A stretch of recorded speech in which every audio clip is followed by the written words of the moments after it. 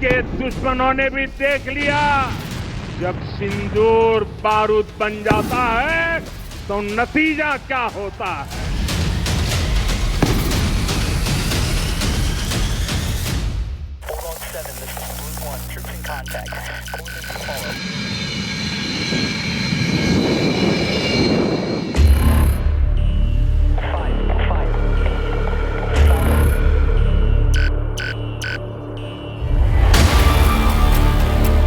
आधी रात के बाद 2:30 बजे 10 मई 2025 इस्लामाबाद में पाकिस्तान के प्रधानमंत्री शहबाज शरीफ के घर की खामोशी को एक फोन कॉल तोड़ देती है। लाइन पर हैं पाकिस्तान के आर्मी चीफ आसिम मुनीर। उनकी आवाज में दहशत और बेचैनी है। जनाब, चकलाला पर हमला हुआ है।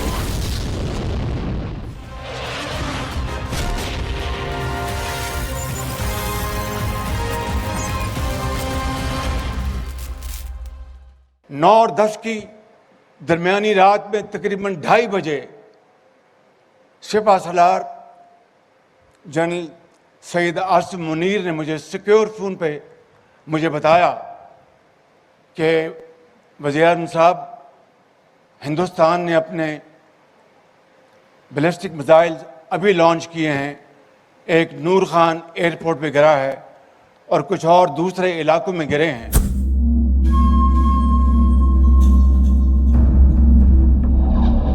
नूर खान एयरबेस पाकिस्तान का सबसे अहम एयरबेस चल रहा था।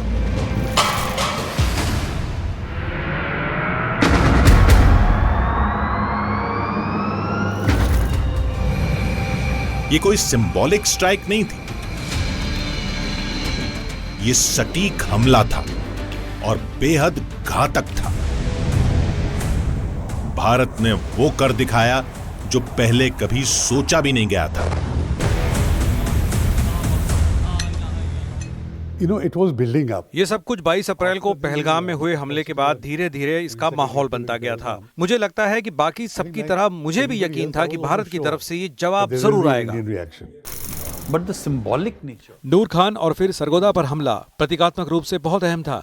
बाकी ठिकाने तो सामान्य ऑपरेशनल बेस थे, लेकिन ये 2 ठिकाने रणनीतिक तौर पर रावलपिंडी के पास होने की वजह से बहुत मायने रखते हैं। In terms of proximity to Rawalpindi, that the bases have been struck with such precision and such... इन ठिकानों को इतनी सटीकता और बड़े स्तर पर पूरे पाकिस्तान में अलग अलग जगहों पर और रणनीतिक रूप में अहम ठिकानों को निशाना बनाकर मारा गया, जो एक गेम चेंजर था। That is what was, game changing.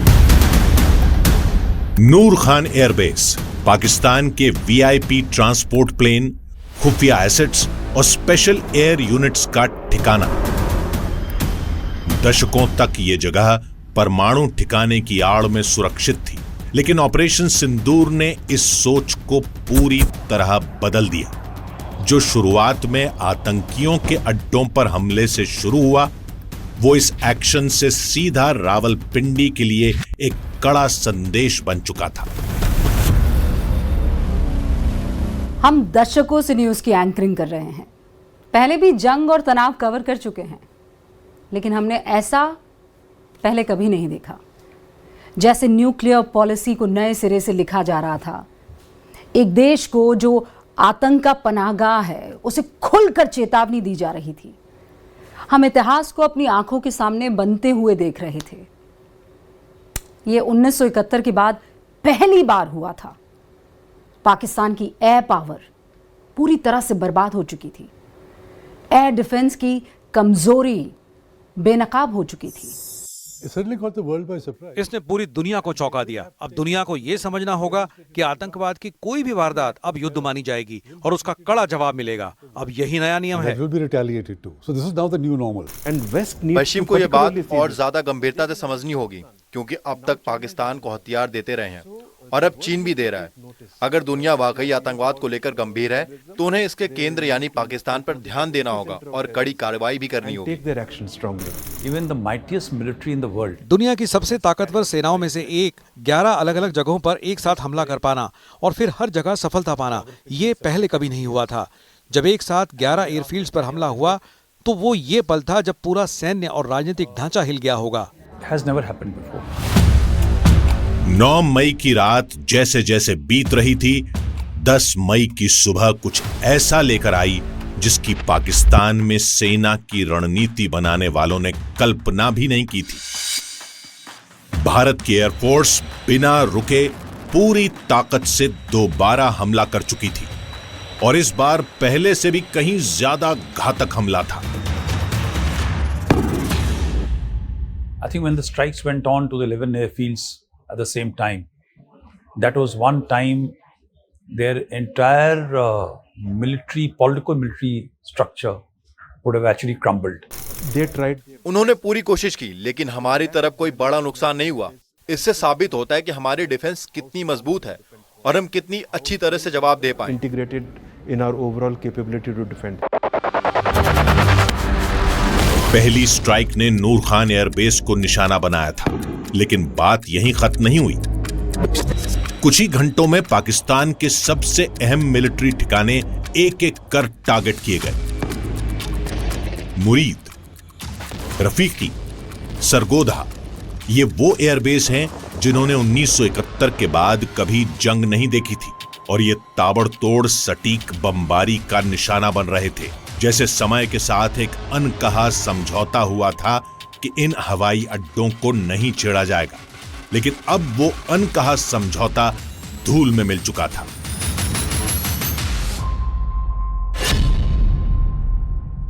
We have targeted the length and breadth of the adversary.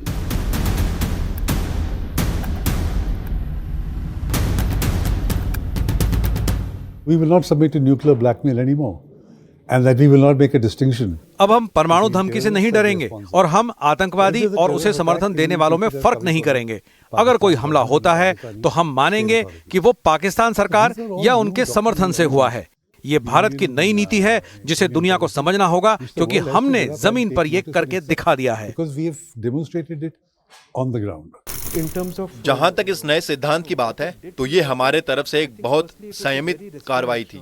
अगर हम पूरी तरह से युद्ध के लिए तैयार होते, तो जो हमले हमने 10 तारीख को किया, वो हम 8 तारीख को भी कर सकते थे।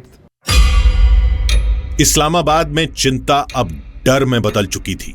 थके हारे प्रधानमंत्री शहबाज शरीफ सुबह 4 बजे एक आपातकालीन सुरक्षा बैठक में पहुंचे।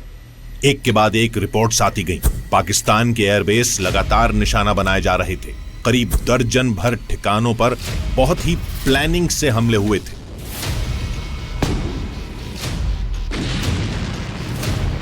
ये 1971 के बाद पहली बार हुआ था। पाकिस्तान की एयर पावर पूरी तरह से बर्बाद हो चुकी थी। एयर डिफेंस की कमजोरी बेनकाब हो चुकी थी। आसिम मुनीर ने वो स्वीकार किया जिसे अब छिपाया नहीं जा सकता था। ये कोई छोटा मोटा झगड़ा नहीं था, ये भारत की नई मुहिम थी। संदेश साफ था, छेड़ोगे तो सिर्फ छोड़ेंगे नहीं, बल्कि कहीं का नहीं छोड़ेंगे। थरथरा रहे पाकिस्तान की हवाई सीमाएं अब उसकी रक्षा नहीं कर पा रही थी।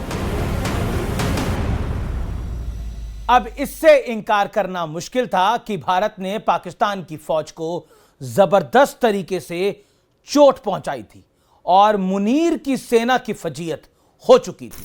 So while they have been trying for 4 years to do something, पिछले 4 सालों में वो कुछ करने की कोशिश कर रहे थे, लेकिन ये एक गलती या हद से ज्यादा बढ़ने की कोशिश। उनके लिए ये उल्टा पड़ गया और जब बात उल्टी पड़ी तो वो सीधे अमेरिका के पास भागे। Where have they gone? They went running to Uncle Sam. And though this is as clear as signal. अब ये एकदम साफ संकेत है कि अगर उन्होंने अगली बार ऐसी कोई हरकत की तो नतीजे और भी बुरे होंगे। उन्हें पीछे हटना ही होगा, लेकिन लगता नहीं कि वो ऐसा करेंगे। From the brink. I don't think so they will. 7 मई आधी रात के बाद 1 बजे ऑपरेशन सिंदूर शुरू होता है। भारतीय जेट ने पाकिस्तानी रडार को चकमा दिया और पीओके के साथ साथ पाकिस्तान के अंदर 9 आतंकी अड्डों पर सटीक हमले को अंजाम दिया।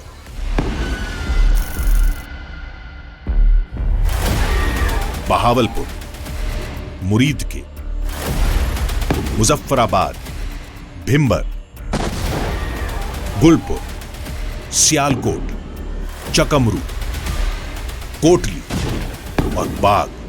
मकसद साफ था, पीओके और पाकिस्तान में आतंक के ढांचे को पूरी तरह तबाह करना। पहलगाम अटैक के बाद 2 हफ्तों तक हम इसी पल का इंतजार कर रहे थे। हमने रातों रात कंटिंजेंसी टीमें तैनात कर दी थी जो लगातार अलर्ट पर थी, और उन्होंने सबसे पहले ब्रेकिंग न्यूज दी। इस बार की स्ट्राइक बिल्कुल सोची समझी थी। जो हुआ वो किसी ने नहीं सोचा था। बालाकोट के समय प्रूफ की जो बहस हुई थी, इस बार कोई शक की गुंजाइश ही नहीं थी।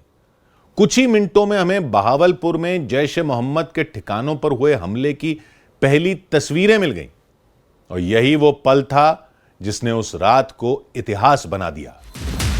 सिर्फ 40 मिनट के अंदर आतंकवादियों के कई लॉन्च पैड के साथ ही जैश और लश्कर के हेडक्वार्टर तबाह कर दिए गए। लेकिन यह सिर्फ पहलगाम के जवाब में बदले की कार्रवाई नहीं थी, यह भारत की सैन्य नीति में एक बड़ा बदलाव था। बालाकोट के समय सिर्फ एक आतंकी ठिकाने को निशाना बनाया गया था, लेकिन इस बार पीओके से पाकिस्तान तक आतंकियों के अहम ठिकानों को तबाह कर दिया गया था। यह कहीं ज्यादा ताकतवर हमला था और उतना ही खतरनाक। 100 से ज्यादा आतंकियों का खात्मा किया गया, जिसमें जैश, लश्कर और हिजबुल मुजाहिदीन के टॉप कमांडर शामिल थे। उन्होंने तब तक इंतजार किया जब तक उनके ड्रोन और लैट्रिन म्यूजिशियंस ने हमला शुरू नहीं किया। शुरुआत में हमने सिर्फ सीमा के पास उनके रडार को निशाना बनाया था। फिर दूसरी रात को और हमले हुए, कुछ और एयर डिफेंस रडार टारगेट किए गए, और फिर जब बाकी एयरफील्ड पर हमला हुआ तब जाकर असली जवाब दिया गया। ये दिखाता है कि हमने कितना संयम बरता। लोग ये नहीं समझते कि इतनी बड़ी कार्रवाई में तनाव को काबू में रखना कितना मुश्किल होता है। जो कंट्रोल हमारे नेताओं और सेना ने दिखाया वो वाकई हैरान करने वाला है, और मैंने खुद वॉर गेम में इसे कई बार देखा है। भारत की रणनीतिक और सैन्य ताकत अब दुनिया के सामने खुलकर सामने आ चुकी थी। ऑपरेशन सिंदूर को एक नया रूप मिला जब प्रेस कॉन्फ्रेंस में 3 नाम सामने आए: colonel Sofia Qureshi, wing commander Vyomika Singh और विदेश सचिव विक्रम मिस्री। भारत ने दुनिया को बताया, हमने पाकिस्तान में आतंक के दिल पर वार किया है। सबूत दुनिया के सामने है।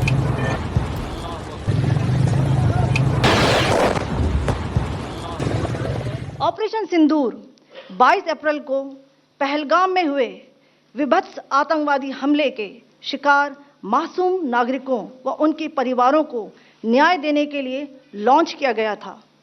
इस कार्रवाई में 9 टेररिस्ट कैंप्स को टारगेट किया गया और पूरी तरह से इसे बर्बाद किया गया। 22 अप्रैल 2025, पहलगाम, जो अपनी खूबसूरती के लिए जाना जाता है।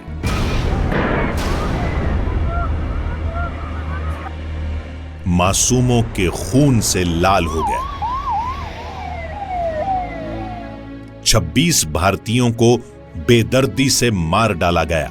उन्हें सिर्फ भारतीय होने के लिए नहीं, बल्कि उनके धर्म के लिए निशाना बनाया गया। यह हमला नहीं था, यह नफरत का एक पैगाम था, और दिल्ली ने वो नफरती पैगाम सुन लिया था। हम जो दिल्ली में सत्ता के गलियारों में खबरों पर नजर रखते हैं, हमें तुरंत समझ में आ गया कि यह हमला अलग हटकर है। यह हमला उस वक्त हुआ जब अमेरिकी उपराष्ट्रपति जे.डी. वेंस भारत के दौरे पर थे। इससे पहले भी कई बार अमेरिकी डेलीगेशन जब भारत के दौरे पर थे तब आतंकी वारदात हुई है, लेकिन इस बार जो पूरा का पूरा वाकया था वह अलग दिख रहा था। हमें पता था कि मौजूदा सरकार ऐसे संकटों पर कैसे रिएक्ट करती है, और हमें यह भी यकीन था कि पीएम मोदी रियाद से लौटने की प्लानिंग शुरू कर चुके होंगे। प्रधानमंत्री नरेंद्र मोदी कुछ ही घंटों में सऊदी अरब से भारत लौट आए। सुबह तक साउथ ब्लॉक में कैबिनेट कमेटी ऑन सिक्योरिटी यानी सीसीएस की बैठक शुरू हो चुकी थी। जो फैसले आमतौर पर बंद कमरों में फुसफुसाकर लिए जाते हैं वो खुलकर सामने थे। गृह मंत्री अमित शाह को पहले वाले दिन ही श्रीनगर और पहलगाम भेज दिया गया। भारत सिर्फ शोक नहीं मना रहा था, भारत एक्शन में था। 7 मई को जो कार्रवाई हुई उसने इस्लामाबाद को हिलाकर रख दिया। एलओसी पर कुछ ही घंटों में भारी हलचल शुरू हो गई थी।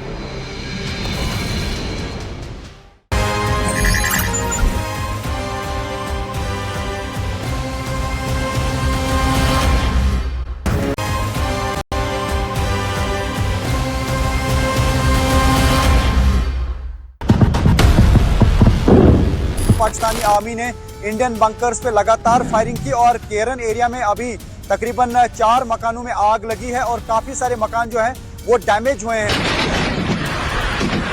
कहा था केंद्र सरकार ने सुरक्षा तंत्र को मजबूत करेंगे और जिस तरीके से उन्होंने पहलगाम में मारा है उसी तरीके से वहां जाके मारेंगे और आज वही हुआ है।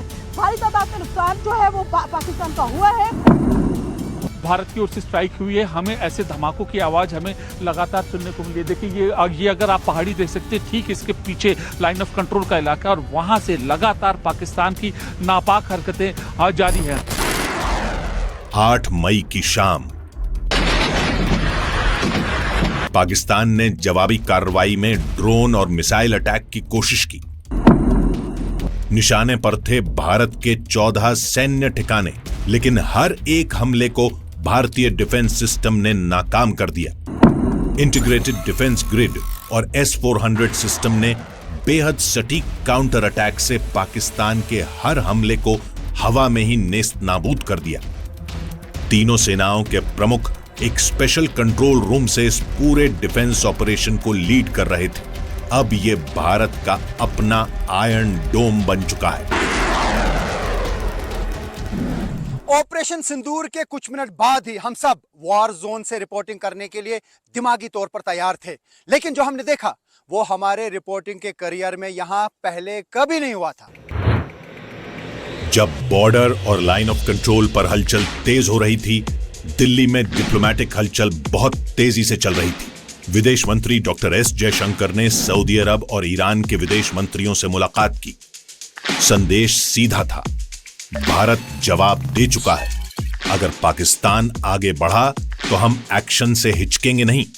भारत का पश्चिमी देशों को मैसेज हमेशा से साफ रहा है, अपने बचाव का हक भारत कभी नहीं छोड़ेगा। India gave a firm, resolute and measured response by destroying the relevant terror centers and launch pads. India's right to defend its people against acts of terror has also been recognized by countries across the world. इसके ठीक उलट पाकिस्तान की diplomacy पूरी तरह से नाकाम रही। उनके मंत्रियों ने वेस्टर्न मीडिया में जाकर और ज्यादा शर्मिंदगी झेली। सबको पता है कि पाकिस्तान की सियासत अब उनके हाथ में नहीं रही, लेकिन उनके नेताओं ने जो फजीहत करवाई वो अभूतपूर्व थी। कुछ बयान तो ऐसे हैं जिन्हें सुनकर होश उड़ जाए। You do admit, sir, that Pakistan has had a long history of backing and supporting and training and funding these terrorist organizations. Well, we have been doing this dirty work for the United States for about 3 decades, and West, including Britain. As far as what the defense minister said, I don't think that it's a secret that Pakistan has a past as far as extremist groups are concerned. Let's start with this very specific allegation of 5 fighter jets shot down. Where's the evidence for that, sir? It's all over the social media, on Indian social media, not on our social media. The debris of these jets fell into Indian occupied Kashmir. 9 मई को पाकिस्तान ने हमले और तेज कर दिए। सब लोग अपनी दुकानों की, अपने घरों की, अपनी गाड़ियों की लाइटें बंद कर दें। उत्तर में लेह से लेकर दक्षिण में सरक्रीक तक 300 से 400 ड्रोन लॉन्च किए गए। भारत के एयर डिफेंस सिस्टम ने आसमान को आतिशबाजी से भर दिया। तुर्की से आए ड्रोन देखे गए और तुरंत इंटरसेप्ट कर लिए गए। जवाबी कार्रवाई में भारत ने हेरोप लॉइटरिंग ड्रोन तैनात किए, जो पाकिस्तान की सीमा के अंदर जाकर उनके कंट्रोल पोस्ट को तबाह कर रहे थे। अब तक ये साफ हो चुका था कि ये लंबा चलेगा। नए भारत ने इससे पहले ऐसे टीवी पर लाइव युद्ध नहीं देखा था। हर घंटे के साथ ये साफ हो रहा था कि भारतीय सेना न सिर्फ पाकिस्तान के हमलों को रोक रही है, बल्कि जिस पैमाने पर जवाबी हमले हो रहे हैं उससे पाकिस्तान जल्दी घुटनों पर आ जाएगा। It is only after that strike that our hit has taken. उस हमले के बाद भारत ने जवाब में 9 ठिकानों पर हमले किए, जैसे कि सरगोधा, चकलाला, जैकबाबाद, बोलारी। ये सब अहम टारगेट थे। सिर्फ एयर डिफेंस सिस्टम ही नहीं, बल्कि जमीन पर खड़ी अहम चीजें भी टारगेट की गई। हैंगर, F-16 शेल्टर, रनवे, हर चीज पर हमला हुआ। Targeting their F-16 shelters, targeting their launch capability in terms of runways. 10 मई सुबह 3 बजे अब कोई रुकावट नहीं बची थी। इंडियन एयरफोर्स के फाइटर जेट्स ने पाकिस्तान के और भी एयरबेस मुरीद, रफीकी और सरगोधा पर हमला कर दिया। रावलपिंडी अब पूरी तरह तबाह हो चुका था। दशकों में पहली बार पाकिस्तान के अहम एयरबेस ऐसे खतरे को देख रहे थे। पाकिस्तानी फौज में डर फैल गया। धमाका देखिए कितना जबरदस्त हुआ है। आप उसके साइज और स्केल से बता सकते हैं कि ये धमाका किसी बड़े हथियार का इस्तेमाल करने से हुआ है। श्री साहब जो विदेश सचिव हैं, उन्होंने प्रेस कॉन्फ्रेंस की और सेना की तरफ से कर्नल सोफिया कुरैशी और एयरफोर्स की तरफ से विंग कमांडर व्योमिका सिंह ने बताया किस तरह से ऑपरेशन सिंदूर को अंजाम दिया गया।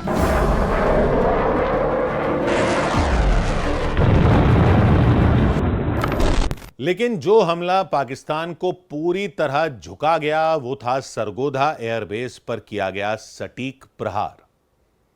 सरगोधा की लोकेशन केरन हिल्स के पास है, जो पाकिस्तान का न्यूक्लियर वेपन स्टोरेज जोन माना जाता है। जैसे ही हमला हुआ, पाकिस्तानी मिस इंफॉर्मेशन मशीनरी चालू हो गई। अफवाहें उड़ाई जाने लगी कि न्यूक्लियर लीक हो गया है, लेकिन जल्द ही इन सब बातों को सिरे से खारिज कर दिया गया। फिर भी यह ऑपरेशन का टर्निंग पॉइंट था, जिसने पाकिस्तान के मजबूत बताए जाने वाले रेजिस्टेंस को पूरी तरह तोड़ दिया।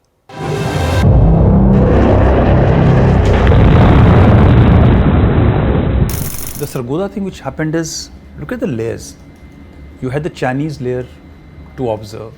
You had all the Sargodha में जो हुआ उसमें देखिए कितनी परतें थीं। चीन की निगरानी थी, निजी सैटेलाइट इमेजरी थी, कई एशियाई सिस्टम्स जानकारी भेज रहे थे, यहां तक कि वहां कुछ अमेरिकी संसाधन भी थे जो पहले से आगाह करने के लिए लगाए गए थे। also to forewarn. पाकिस्तान के डीजीएमओ ने रिक्वेस्ट की, बात शुरू की, वो आगे बढ़े और उसके बाद ये फैसला लिया गया कि चलिए सीज फायर किया जाएगा।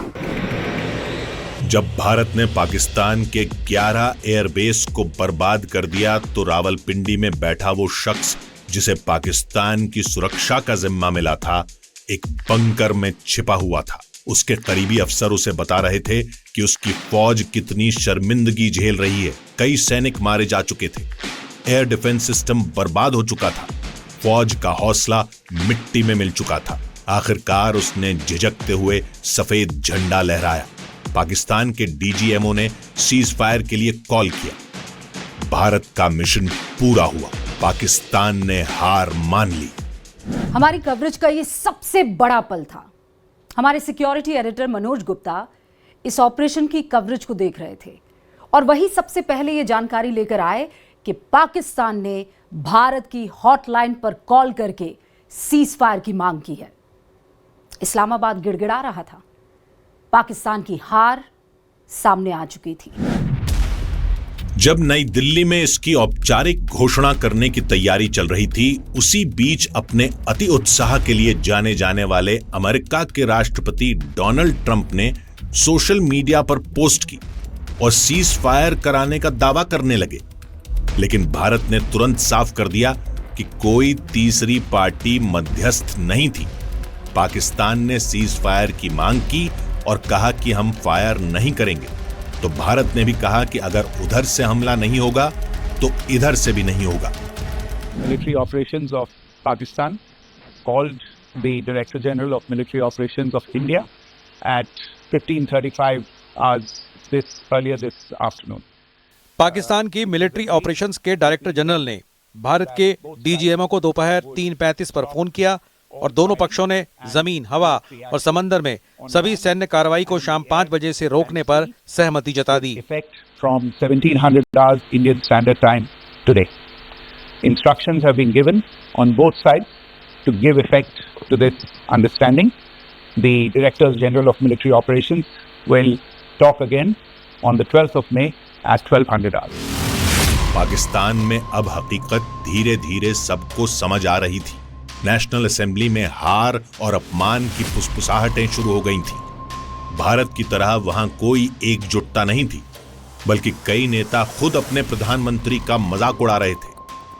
अगर शेरों का लश्कर उसका सरदार गीदड़ हो तो वो नहीं लड़ सकते, वो जंगे हार लेते हैं। वजीर आजम, जब आपका लीडर बुज़दिल हो, वो मोदी का नाम ना ले सके, उसको आप क्या पैगाम दे रहे बॉर्डर पे लड़ने वाले जवान को? हमारी कमी है, हम मजबूर हैं, हम गुनाहगार हैं, लेकिन रब्बे काबा हम तेरे हबीब की उम्मती है, खुदा का वास्ता हमसे रहम का भला फरमा। This is largely an air battle, if you can call it that. So if they think they have done well, ये ज्यादातर हवाई जंग थी। अगर वो समझते हैं कि उन्होंने अच्छा किया तो जिस व्यक्ति को प्रमोट होना चाहिए था वो तो एयर चीफ था। लेकिन मुनीर को हार के बाद फील्ड मार्शल बना दिया गया ताकि घरेलू जनता के सामने हार को छुपाया जा सके। the decisive military loss that Pakistan suffered is to cover up for the domestic audience.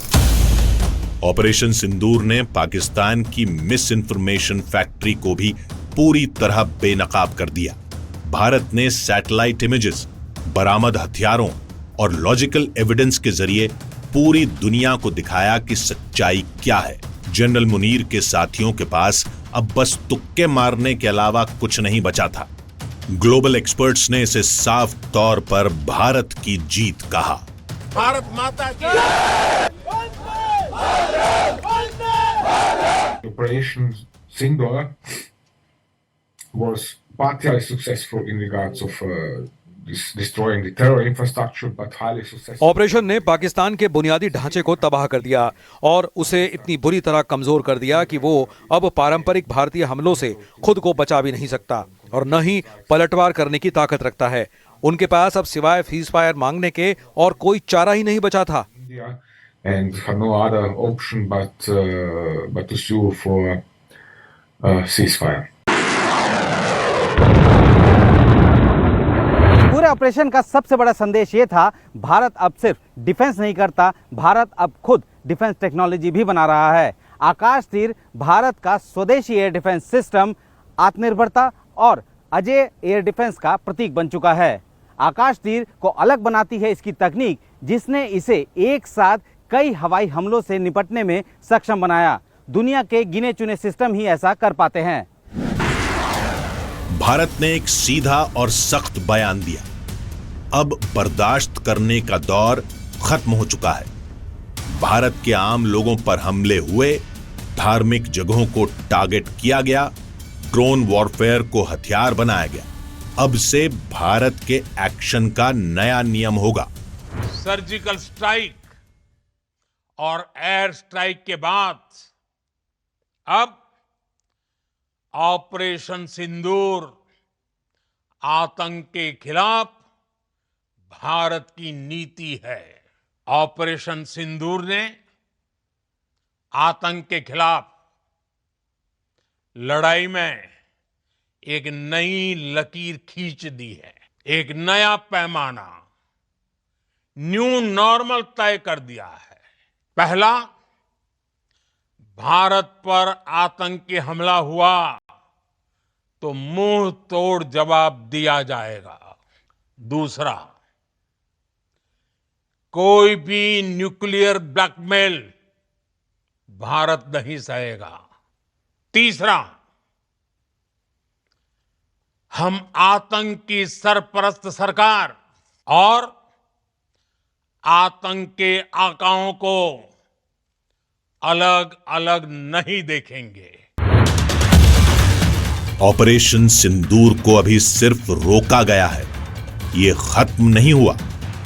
उन 88 घंटों में जो एक्शन हुआ उसका असर दशकों तक रहेगा। भारत ने पूरा समीकरण बदल दिया है। सटीक हमले, तेज एक्शन, मजबूत कूटनीति। पाकिस्तान का डिनायल प्लान अब बिखर चुका है। अब एक नए चैप्टर की शुरुआत हो चुकी है, जहां आतंक बर्दाश्त नहीं किया जाएगा, करारा जवाब मिलेगा और किसी भी उकसावे की कीमत अब पहले से ज्यादा चुकानी पड़ेगी। आज देश निराशा के अंधकार से निकलकर विश्वास के उजाले में तिरंगा फहरा रहा है। 22 तारीख के हमले के जवाब में हमने 22 मिनट में आतंकियों के 9 सबसे बड़े ठिकाने तबाह कर दिए। दुनिया ने और देश के दुश्मनों ने भी देख लिया, जब सिंदूर बारूद बन जाता है तो नतीजा क्या होता है।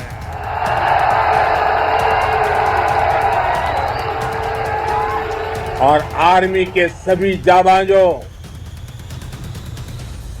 बीएसएफ के अपने शूरवीरों को सैल्यूट करता हूं।